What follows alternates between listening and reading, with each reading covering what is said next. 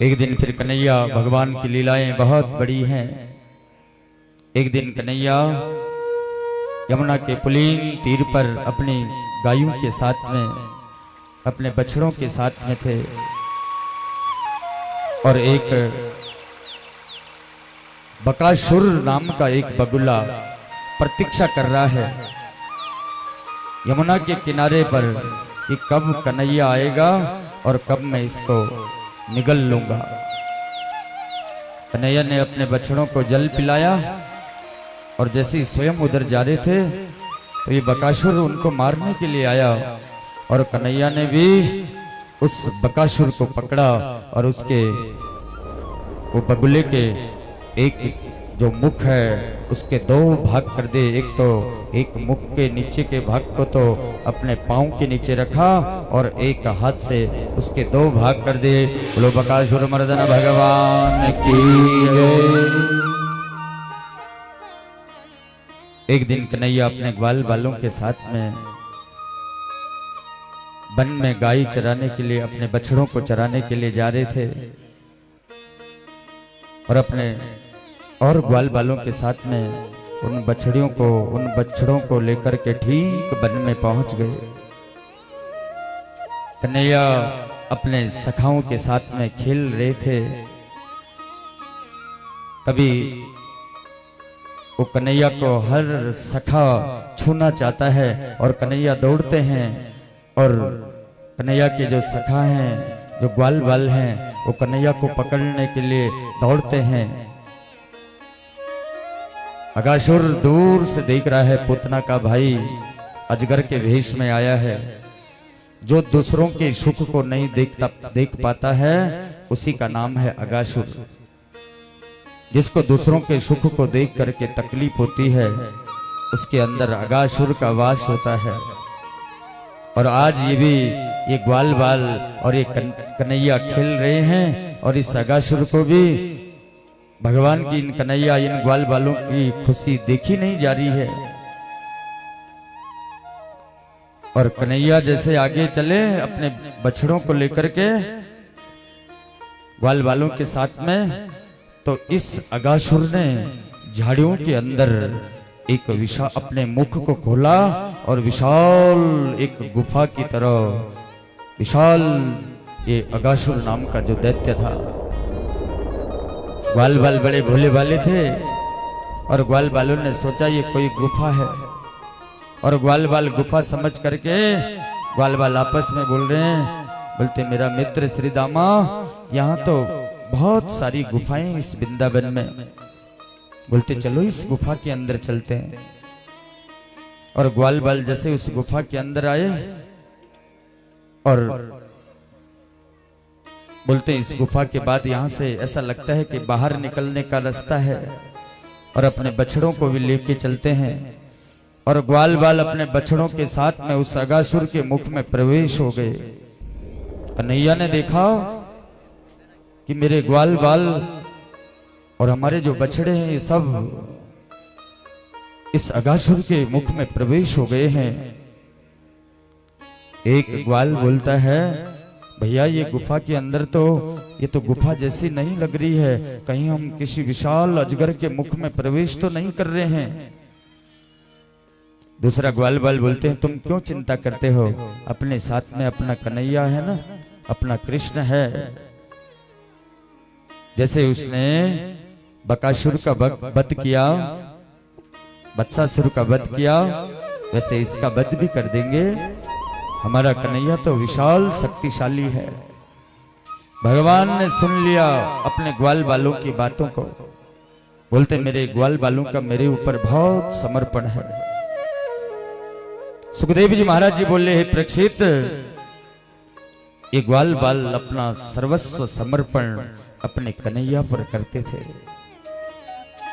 जो भगवान के ऊपर सर्वस्व समर्पण करता है, जो भगवान को बोल देता है भगवान मैं आपका हूं, और जो भगवान का अनुरागी बन करके रहता है, भगवान बोलते अगर मुझे उस भक्त के लिए चाहे किसी भी विशाल अजगर हो, चाहे कुछ भी हो, उसके अंदर भी जाना पड़े, उसके मुख में भी जाना पड़े, तो मैं अपने भक्तों के लिए जहां तक उसकी परिकल्पना नहीं, मैं वहां तक अपने भक्तों के लिए उसके सहारा बनने के लिए, उसका साथ देने के लिए, उस पर कृपा करने के लिए मैं वहां तक जाता हूं।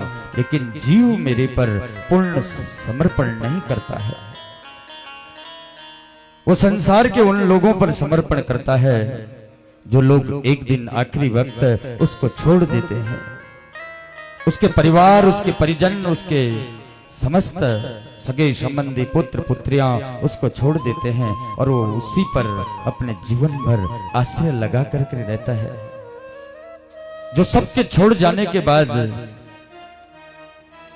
जो उसके परिजन उसको छोड़ देते, सब उसको छोड़ देते, सबके छोड़ जाने के बाद जो उसका असली साथी होता है, जीव मात्र उसी को भूल जाता है।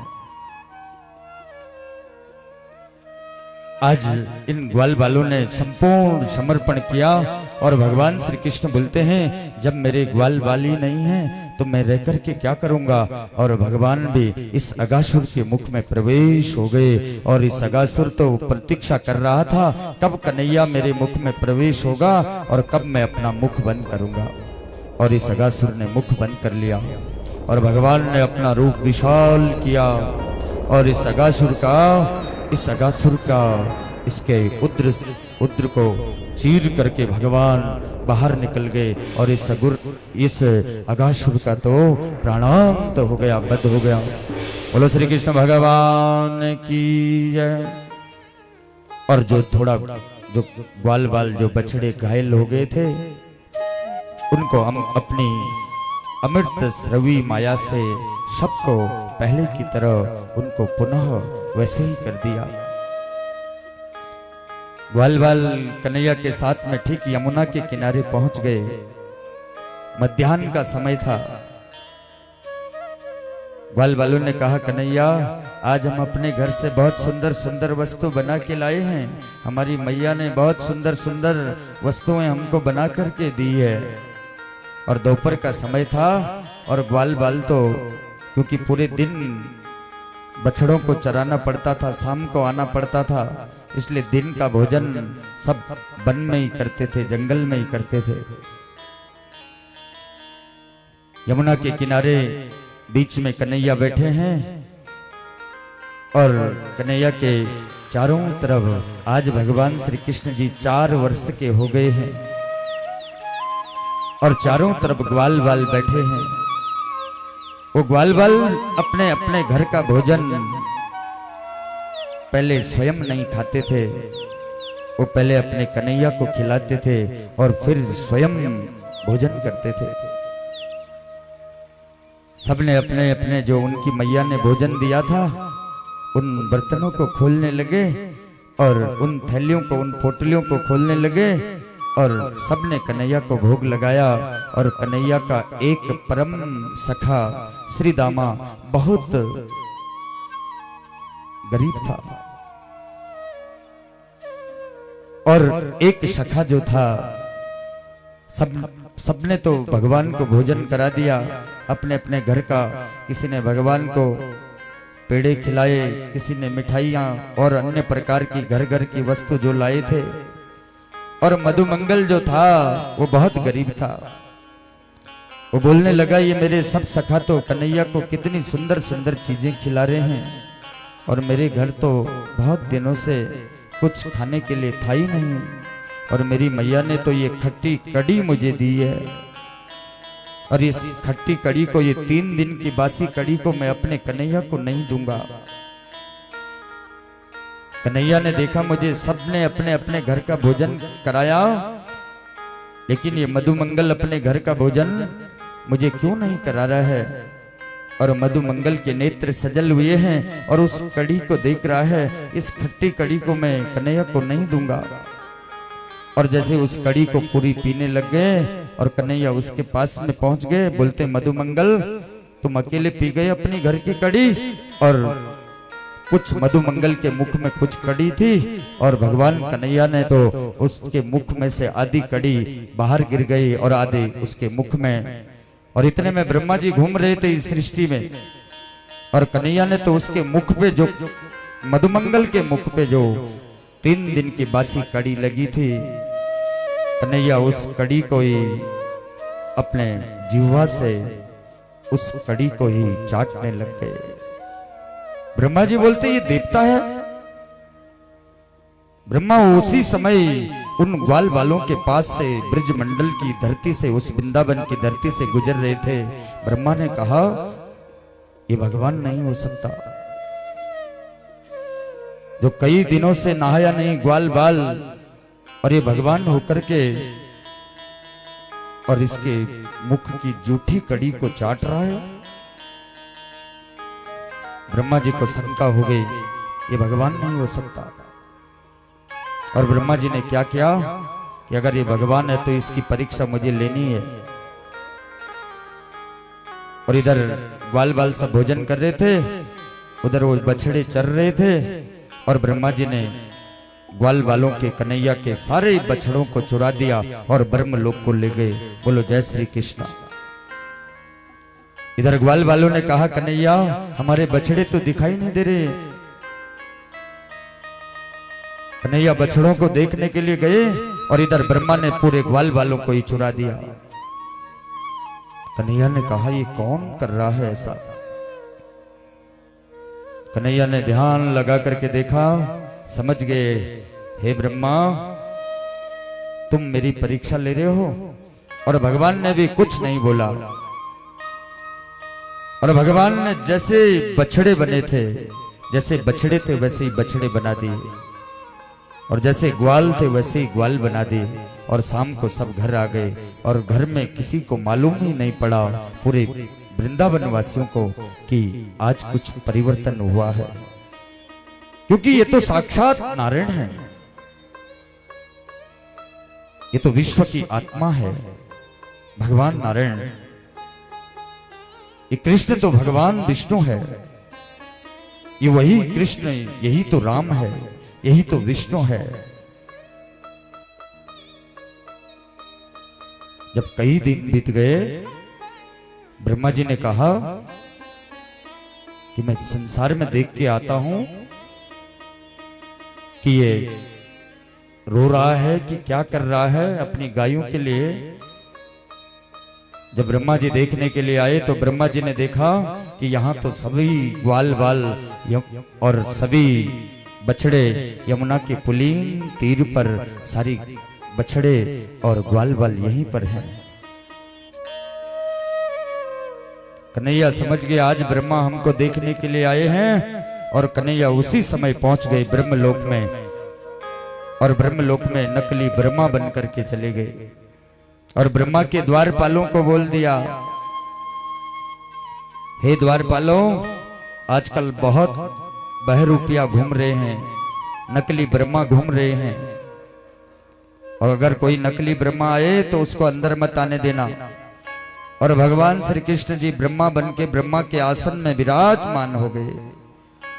और इधर ब्रह्मा जी पृथ्वी से देख करके आए कि वहां तो ग्वाल बाल भी हैं, सब बछड़े भी हैं, और जैसे ही वापस आ रहे थे तो ब्रह्मा के द्वारपालों ने ब्रह्मा को रोक दिया। ब्रह्मा बोलते द्वारपाल तुम क्या कर रहे हो। बोलते हमारे स्वामी अंदर बैठे हैं, और उन्होंने पहले ही बोल दिया था कि आजकल बहुत बहरूपिया घूम रहे हैं नकली ब्रह्मा बन करके। बोलते मैं असली ब्रह्मा हूं। बोलते आप असली हैं तो अंदर कौन है। हमारे स्वामी ब्रह्मा जी ने तो पहले ही बोल दिया था कि यहाँ तो बहुत सारे नकली ब्रह्मा घूम रहे हैं। ब्रह्मा जी ने ध्यान लगा करके देखा मेरे से बहुत बड़ी भूल हो गई है, और मैं परीक्षा ले रहा था। उन द्वारपालों को बोलते हैं एक बार आप उन ब्रह्मा जी को, ठीक है मैं नकली ब्रह्मा हूं, असली अंदर है, पर तुम एक बार उस ब्रह्मा जी से मुझे मिलने तो दो। ब्रह्मा के ही द्वारपाल बोलते हैं रुको पहले मैं अपने ब्रह्मा जी से पूछ के आता हूं। कन्हैया के पास में जो ब्रह्मा का वेश धारण करके बैठे हैं, बोलते आने दो उस ब्रह्मा जी को।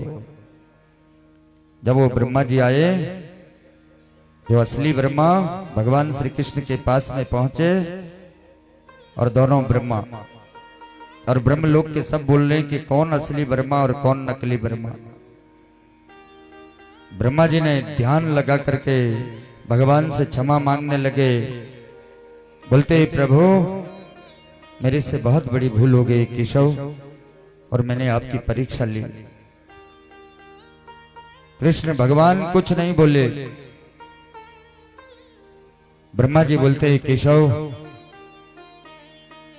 आप ही के विष्णु रूप से मेरी उत्पत्ति हुई है, और आप ही की नाभि से मेरी उत्पत्ति हुई है। आपकी नाभि से कमल और कमल से ब्रह्मा, इसलिए मैं आपका ही पुत्र हूं।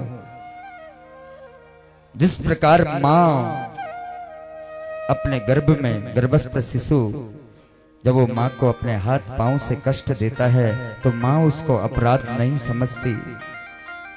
इसी प्रकार हे केशव, हे कृष्ण, आप मेरा ये अपराध न समझो और मुझे अपने पुत्र की भांति, जैसे गर्भवती माता अपने पुत्र के लिए वो गर्भ में अपने हाथ से अपने पांव से अपनी मां को कष्ट देता है, लेकिन वो मां अपराध नहीं समझती, इसी प्रकार आप भी मेरा अपराध मत समझो और मुझे क्षमा कर दो।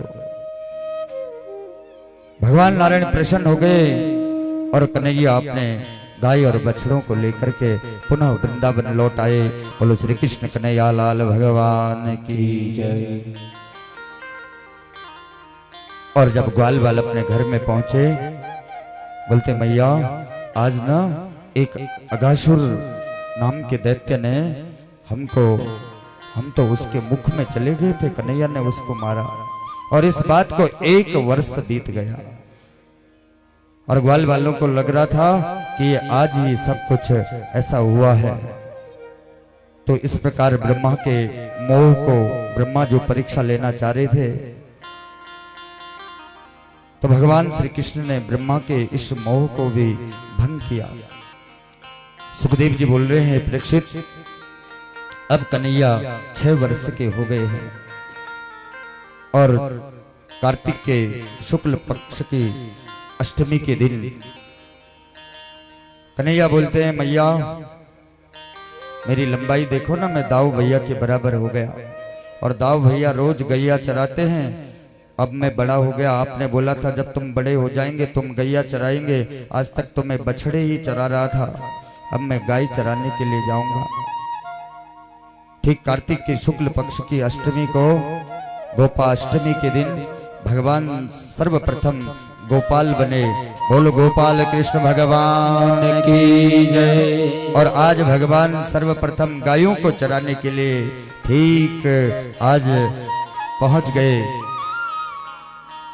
तालक वन में, और तालक वन में सभी ग्वाल वालों के साथ में, दाऊ भैया के साथ में आज कन्हैया प्रफुल्लित हो रहे हैं, अपनी गैयाओं को बांसुरी की मधुर तान सुना रहे हैं।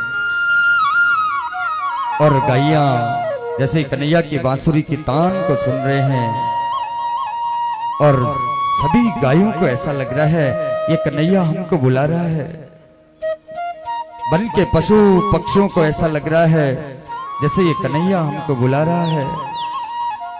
और तालक नाम के वन में जब कन्हैया ने सुंदर बांसुरी बजाई, ग्वाल बाल बोलते कन्हैया, यहाँ तो तालक के फल भी होते हैं, और चलो तालक के फल खाते हैं। जैसे तालक के फल खाने के लिए आए तो वहां तो धेनुकासुर नाम का एक राक्षस रहता था। वो तालक के फलों को किसी को नहीं खाने देता था। जो खुद खाए और दूसरों को ना खाने दे, उसी का नाम धेनुकासुर है। जिसको अपने लिए चाहिए पर दूसरों की जब नौबत आती है और दूसरों को नहीं खाने देता, उसी का नाम धेनुकासुर है। और ये धेनुकासुर भी ऐसा ही करता है, इस तालक के फलों को स्वयं खाता, लेकिन यहां पर किसी को नहीं आने देता। कन्हैया तालक के वृक्ष पर पहुंच गए और उस तालक के वृक्ष को हिलाने लगे और ग्वाल बालों ने उस तालक के फलों को खा रहे हैं। और इतने में ये धेनुकासुर आ गया और इसने जैसे बलराम जी को पकड़ने लगा, कन्हैया भी पहुंच गए और बलराम ने इस धेनुकासुर पर एक मुष्टिक का प्रहार किया और इस धेनुकासुर का भी उद्धार कर दिया। बोलो श्री कृष्ण कन्हैया लाल भगवान की जय। एक दिन मध्याह्न का समय था। भगवान श्री कृष्ण की गायों को बहुत प्यास लगी थी। कन्हैया अपने ग्वाल बालों के साथ में खेल रहे थे और यहाँ कुछ गाय आई और यमुना के किनारे काली दह एक जगह है यमुना के तट पर, और वहां एक कालिया नाग रहता था। उस जगह का जल इतना विषैला कि उस काली दह के ऊपर से अगर पक्षियां भी जाती तो उस विष के मारे वो जमीन में गिर जाती। और आज कन्हैया की गायों ने इस काली दह का जल पी लिया और उस दिन कन्हैया की कुछ गायों के प्राण निकल गए। कन्हैया सारी रात रोते रहे, बोलते हैं मेरी गायों को काली दह में जो ये नाग है, मुझे इस काली इस नाग को यहां से कुछ न कुछ उपाय करना ही पड़ेगा। सारी रात सोए नहीं, कन्हैया के नेत्र सजल हुए हैं। और दूसरे दिन दाव भैया का जन्म नक्षत्र था, जन्म बार था, जन्मदिन था और कन्हैया अपने गायों के साथ में ग्वाल बाल श्री दामा मधुमंगल के साथ में काली दह के पास में पहुंच गए और गेंद को खेलने लग गए। गेंद खेलते खेलते श्री दामा की गेंद थी और गेंद जमुना में गिर गई। और श्री दामा बोलते नहीं कन्हैया, ये गेंद तो मेरी गेंद मुझे वापस लाओ। कन्हैया बोलते दूसरी गेंद दे देंगे। श्री दामा बोलते नहीं नहीं कन्हैया, मेरे बाबा ने मुझे लाई थे मथुरा के बाजार से और मुझे ये गेंद चाहिए। कन्हैया कदम के वृक्ष पर चढ़ गए, हाथ में बांसुरी रखी है और इस काली दह में जहां काली नाग रहता था और वहां पर कूद गए। बोल श्री कृष्ण कन्हैया लाल भगवान की जय। कूदे जमुना में कन्हैया लेके मुरली, कूदे जमुना में कन्हैया लेके मुरली, कूदे जमुना में कन्हैया लेके मुरली, कूदे जमुना में कन्हैया लेके मुरली। और जैसे जमुना में ओ लेके मुरली है कान्हा लेके मुरली, लेके मुरली हो कान्हा लेके मुरली, कूदे जमुना में कन्हैया लेके मुरली, कूदे जमुना में कन्हैया लेके मुरली।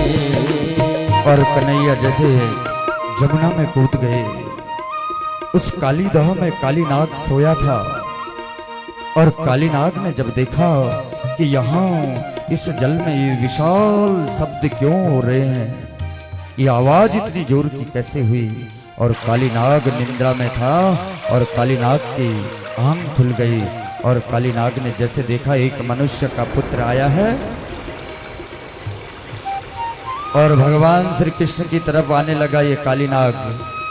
और अपने नाग फांस से काली नाग को घेर लिया। काली नाग ने कन्हैया को घेर लिया। इधर जब वृंदावन में मालूम पड़ा कन्हैया जमुना में कूद गए हैं, नंद रानी पूरे ब्रजवासी लोग जमुना के किनारे पहुंच गए। नंद रानी तो जमुना में कूद रही थी और ब्रजवासियों ने पकड़ा, हे नंद रानी ऐसा मत करो। बलराम जी समझाते हैं कि कृष्ण तो अनंत शक्ति वाले हैं, माँ हमारा कन्हैया अभी वापस आएगा। नंद रानी बोलते हैं मेरे प्राण निकल रहे हैं, मेरा कन्हैया कहाँ है। और नंद रानी को मूर्छा आ रही है। इधर कन्हैया को काली नाग ने अपने नाग फांस में लपेट लिया। कन्हैया ने ध्यान लगा करके देखा कि ब्रिज मंडल में, वृंदावन में मेरी मैया, सैकड़ों गोपी, गाय, सबके नेत्र सजल हो रहे हैं, सब रो रहे हैं। और उसी समय कन्हैया ने अपने शरीर को विशाल किया और उसी नाग के माथे के ऊपर पहुंच गए। उस कालिया नाग के 101 मुख थे और उन फणों में जाकर के, नाग के उन मुखों के ऊपर जाकर के कन्हैया नृत्य करने लग गए।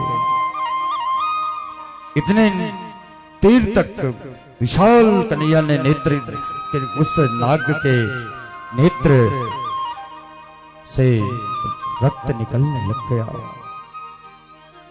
लोहा लोहान हो गया। नाग पत्नियों ने देखा अब ये बालक, ये साक्षात कोई काली नाग को मारना कोई सरल नहीं है, ये तो साक्षात भगवान है। नाग पत्नियों ने देखा ये हमारे पति को मार डालेगा, और नाग पत्नियों ने अपने छोटे छोटे नाग पुत्रों को आगे करके हाथ जोड़ करके विनती करने लगे, हे कन्हैया, हे प्रभु, ये प्राण रूपी पति की भिक्षा हमको दे दो, ये हमारे पुत्र अनाथ हो जाएंगे। और नाग ने, जब नाग को होश आया तो नाग ने देखा, और नाग ने देखा एक बालक ने मुझे लोह लोहान कर दिया है। जब नाग की मूर्छा टूटी और नाग बोलने लगा कि वयम खला सहोत्पत्त्यां तामसा दीर्घमन्यवः स्वभावो दुरुत्यज्यो नाथ लोकान यद सदग्रह। हे प्रभु, पहले आप ये बताओ, हमको नाग किसने बनाया? एक काली नाग भगवान से पूछने लगा। भगवान ने कहा, मैंने बनाया। हम नागों को ये विष किसने दिया? कन्हैया बोलते, मैंने दिया। बोलते, प्रभु, जब आपने हमको विष दिया है हमारे मुख में, तो हम अमृत कहां से लाएं? कन्हैया बोलते, मैंने आप नागों को रहने के लिए रमण द्वीप भी तो दिया था, और तुम वहां चले जाओ। इधर परीक्षित जी महाराज जी सुखदेव जी से पूछ रहे हैं, परीक्षित जी महाराज जी सुखदेव जी से पूछ रहे हैं, हे गुरुवर, ये काली नाग जब भगवान ने इनके लिए रमण द्वीप बनाया था, तो ये उस रमण द्वीप में क्यों नहीं रहता था? सुखदेव जी बोलते हैं, हे परीक्षित, सर्पों की माता का नाम था कद्रु और गरुड़ की माता का नाम था विनीता।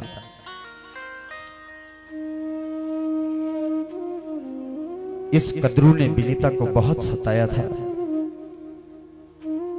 जब गरुड़ जी का जन्म हुआ तो अपने मां का बदला लेने के लिए इस गरुड़ ने सर्प को मारना चालू कर दिया और सर्प के वंश को नष्ट करते रहे। जब कद्रु चिंतित हो गई, ये सर्प देव ऋषि नारद के शरण में गए। देव ऋषि नारद ने एक व्यवस्था बना दी कि प्रत्येक अमावस्या के दिन, हे कद्रु, हे सर्पो, तुमको एक को, गरुड़ को अपनी बलि देनी पड़ेगी। अन्य सर्प तो अपनी बलि जब अमावस्या आई देते रहे, लेकिन जब ये काली नाग का इसकी बारी आई और यह भाग गया और जाकर के इसको मालूम था कि वृंदावन में सोबरी मुनि का श्राप है कि यहां पर कोई भी, ये काली नाग को मालूम था कि वृंदावन में कि सोबरी मुनि का श्राप है, यहां कोई भी गरुड़ नहीं आ सकता। और ये काली नाग इसीलिए इस वृंदावन में रहता था क्योंकि सोबरी मुनि के आश्रम में रोज ये गरुड़ इन मछलियों को मारता था और इन मछलियों ने सोबरी मुनि से प्रार्थना की। सोबरी मुनि ने कहा, यहाँ कोई भी गरुड़ आएगा उसका प्राणांत हो जाएगा, इसलिए गरुड़ के डर के मारे ये काली नाग यहाँ पर छुप करके रहता था। आज भगवान ने जब काली नाग लोह लोहान हो गया, बोलता तुझे रमण द्वीप में जाना है, पर पहले तो मुझे पृथ्वी मंडल तक छोड़ने के लिए चल। और भगवान नृत्य करते करते उस काली नाग के माथे पे नृत्य करते करते और नाग की नागमणि को लेकर के और भगवान श्री कृष्ण श्री दामा की गेंद को लेकर के पुनः इस वृंदावन की पावन धरती में पहुंचे। बोलो श्री कृष्ण भगवान की जय। और मैया ने जैसे अपने कन्हैया को देखा, अब ब्रिजवासियों प्रसन्न हो गए, हमारा कन्हैया लौट करके आ गया है, और अपने कन्हैया को हृदय से लगाया। जब ये नाग वापस रमण द्वीप की तरफ जा रहा था, उसी रात्रि को एक दवाग्नि पूरे वन में आग लग गई। इस नाग ने भगवान को पुकारा, बोलते प्रभु हमको आपने किस काली दाह से तो निकाल दिया, पर आगे तो यहाँ आग लग गई है, मेरे पुत्र परिवार सब जल जाएंगे। और भगवान ने दवाग्नि का भी पान कर दिया। बोलो श्री कृष्ण भगवान की जय। एक प्रलंबासुर नाम का दैत्य था। एक दिन ग्वाल बाल भगवान श्री कृष्ण बलराम ग्वाल बाल लुक्का छुपी का खेल रहे थे, और ये प्रलंबासुर नाम का एक दैत्य आया, और इस प्रलंबासुर नाम के दैत्य ने भगवान श्री कृष्ण के ग्वाल बालों को चुराने लग गया, और भगवान ने इस प्रलंबासुर का भी उद्धार कर दिया। बोलो श्री कृष्ण भगवान की जय। भागवत में फिर वर्णन आता है वर्षा ऋतु का, शरद ऋतु का। सुखदेव जी महाराज जी बोले, परीक्षित ये वर्षा ऋतु भी कैसी है? कलिप काल के प्राणियों को ये वर्षा ऋतु बहुत शिक्षा देती है। जैसे वर्षा ऋतु में बहुत ये बरसाती नदी नाले उफान पर चलते हैं, और बरसातों के बाद जब बरसात खत्म हो जाती है तो ये नदी नाले सूख जाते हैं। इसी प्रकार कलिकाल का प्राणी थोड़ा सा धन मिल जाता है, थोड़ा सा संपत्ति मिल जाती है, और ये भूल जाता है कि मेरा मूल लक्ष्य क्या है, और इस संसार में रचा रहता है, और इसी सृष्टि को ऐसा समझता है कि बस सब कुछ यही है। और जिस दिन जैसे ये बरसात का मौसम जाता है और ये नदी नाले सूख जाते हैं, और वैसे ही उस प्राणी के जीवन में भी एक दिन जब वो जीवन के अंत भाग में आ जाता है और ये शरीर सूख जाता है, और उसके जीवन का जो मेन लक्ष्य है, जीवन भर उफान पे चलता रहा, और कभी ये ध्यान नहीं किया, कभी भगवान का भजन नहीं किया, कभी सत्कर्म नहीं किया, और अंत समय पर आकर के वह मनुष्य जब मृत्यु पास होती है, जब उसको यम के दूत दिखाई देते हैं, पास में उसको अपने परिजन दिखाई देते हैं, उस समय वह मनुष्य ऐसा विचार करता है कि शायद आज मुझे एक दिन के लिए इन हाथों से मैं कुछ कर पाता, मैं बोल पाता, चल पाता, तो एक ही दिन में न मालूम कितने पुण्य कर लेता, और आज मुझे इस यम दूतों के पास में नहीं जाना पड़ता। इन्हीं बरसात की नदियां, जो बरसाती नदियां होती हैं, इन्हीं बरसात की नदियों के समान सुखदेव जी बोल रहे हैं, जैसे बरसात में एक प्रकाश के आगे हजारों कीट पतंग एकत्रित हो जाते हैं, और प्रकाश के बंद हो जाने पर उनके प्राण चले जाते हैं। उनको ये मालूम नहीं पड़ता कि हम कहां से आए थे, कहां हमने जाना, कौन हमारा घर है।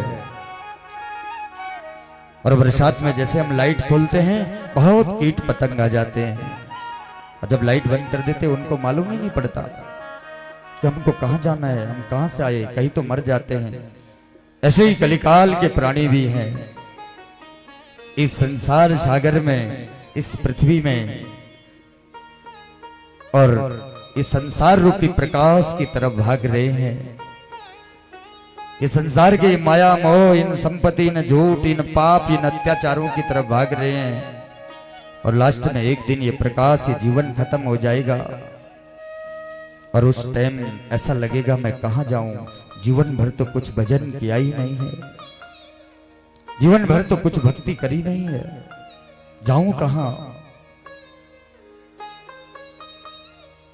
जिस प्रकार बरसात में ये बादल लग जाते हैं, बगल का मनुष्य भी नहीं दिखता, बगल के घर नहीं दिखते, और जैसे ये बादल छट जाते हैं तो दूर दूर तक दिखने लग जाता है। ऐसे ही मनुष्य को अंतिम समय जब आता है, उस समय उसके जीवन से वो माया मोह का पर्दा फटने लग जाता है। ये जीवन भर मैंने क्या किया, भगवान ने सुंदर हाथ दिए थे, इन हाथों से क्या किया, ये सुंदर मुख दिया था, इस मुख से तो हम बातें करते रहे, इधर की उधर दूसरों के पापों को गिनाते रहे, इसने ऐसा किया वैसा किया, और पूरे लोगों की कीर्ति का बखान करते रहे। लेकिन जिस परमात्मा ने भेजा, उस परमात्मा की कीर्ति का बखान तो किया ही नहीं। अंत समय इस बादल की तरह उसको भी लगता है, जैसे छट जाता है कि मैंने इस मनुष्य शरीर को ऐसे ही गंवा दिया। बोलते ही परीक्षित, इस प्रकार से इस बरसात की तरह भी इस मनुष्य की गति भी ऐसी है। इस वर्षा ऋतु की तरह ही मनुष्य की गति भी है।